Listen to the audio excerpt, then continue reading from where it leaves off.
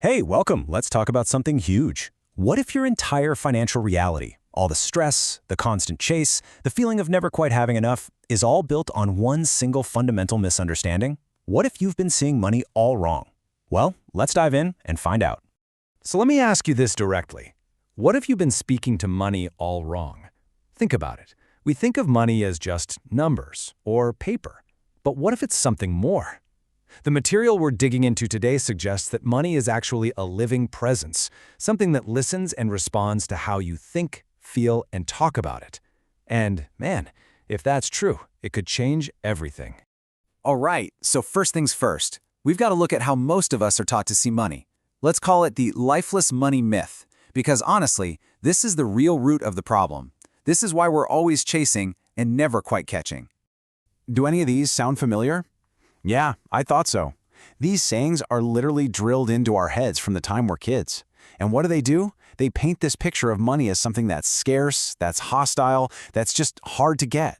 We're trained to treat it like a cold, inanimate object. And guess what?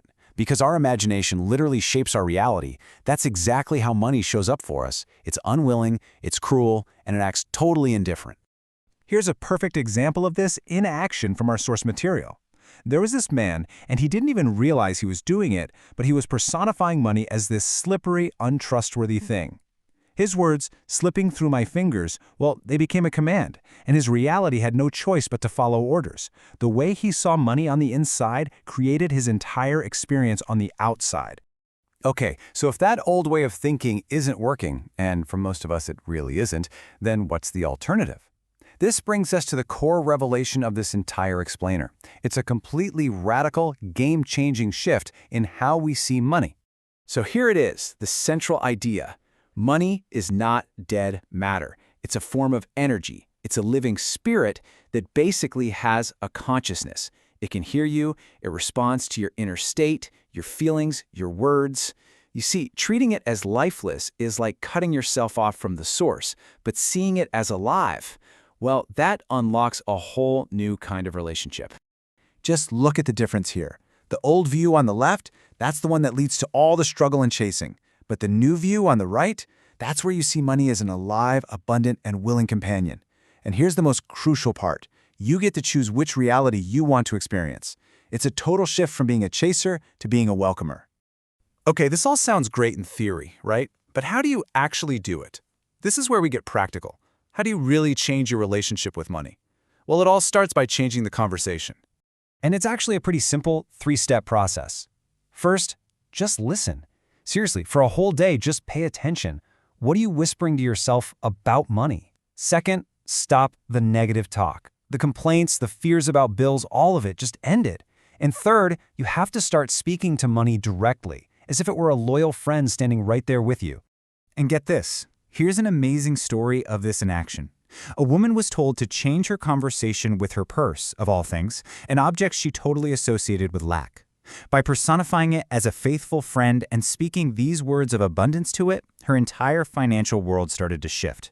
She wasn't begging for money, she was commanding it with friendship. And that brings us to the next really critical point here. It's not just what you say, but the tone and the attitude behind your words. It's all about shifting from a place of desperation and need to a place of cool, calm confidence. Think about the energy behind the words. The beggar's voice, it's whiny, it's full of need, and it constantly confesses that there isn't enough. That energy literally repels. But the voice of the friend and master, that voice speaks with calm authority. It assumes abundance is already here, and that energy, that confidence, it attracts. Begging drives money away, but confident ownership welcomes it right in.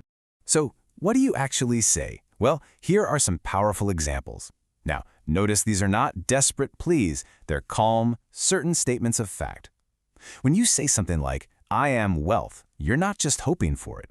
You are identifying yourself with it. You're changing your state of being. And the outside world literally has to conform to that new identity. But listen, there is one final essential ingredient. You can say all the right words, but if you don't have this, they're just empty. This right here, this is the engine that makes the whole thing work. The secret is the feeling, plain and simple. Your subconscious mind doesn't really respond to words alone. It responds to the vibration, the feeling of the reality you accept as true right now.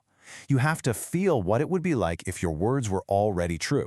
That feeling of relief, of security, of joy, that is the real creative power.